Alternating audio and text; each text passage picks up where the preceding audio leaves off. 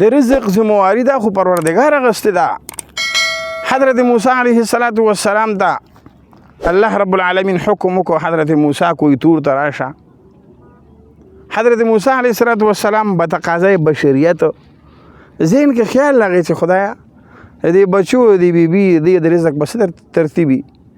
الله رب العالمین حضرت موسی علیه السلام د پوی د برغی ته حکم وکړو. حضرت موسی د مخامخ ګټله د خپل عصا مبارک را خلاصه کا.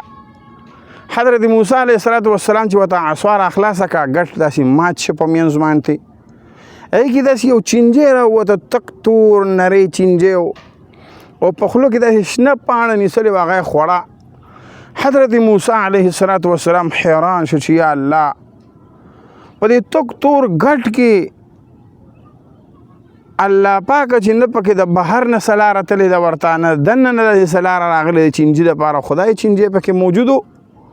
او د تک تور ګټ چې په منځ مات شو نو الله چینجی ته راووته. خدایه دا بالکل تازه رزق ورته الله د کوم ځای نه راغی، دا د څنګه ورته دومره غټ ګټ ته دومره تازه رزق ورته ننوتو او د چینجي په دې خوله کې دی او دې لګیا دی هغه خوري.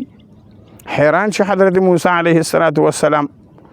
بیا چینجي ته داسې وکتل، لږ ورنږدې شو، داسې په نري اواز معصوم اواز باندې هغه چینجي څه کلمات وي. حضرت موسی علیه السلام ورته نور هم ډېر حیران شو، لږ داسې غوږ ورته ورنږدې کړو. چینجي دا کلمات وي چې سبحانه من یرانی، پاک د هغه ذات چې په تک تور ګټ کې هغه الله ما ویني. و سبحانه من ینظر مکانی، او پاک د هغه ذات چې په تک تور ګټ کې هغه پروردگار زما هغه مقام او زما مکان هم ویني. و سبحانه من یسمع کلامی، او پاک د هغه ذات چې په تک تور ګټ کې دننه زما آواز هم اوري. و سبحانه من یرزقنی ولا ینسانی، او پاک د هغه ذات چې په تک تور ګټ کې دننه ما ته هغه الله رزق راکوي او ما یې نه. حضرت موسی علیه السلام پوه شو هو پروردگار د رزق سیستم خو ډېر عالی شان دی چې ګوره په تک تور ګټ کې دننه پروردگار چینجی ویني، د چینجی هغه مقام ویني او د چینجی آواز اوري او چینجی ته رزق ورکوي او یېری یې نه، او دا چینجی په دې نري آواز د پروردگار تسبیحات وایي.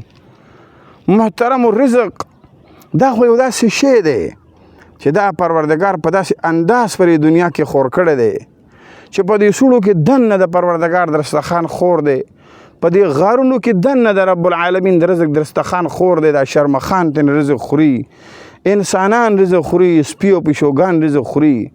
پیغمبر علیه السلام فرمایي انسانانو تاسو پروردگار د آخرت لپاره پیدا کړي، تاسو د آخرت اعمال کوي، او دنیا پروردگار ستاسو لپاره پیدا کړې ده، دا به الله تاسو درکوي، خو تاسو تیارې د آخرت لپاره وکوي.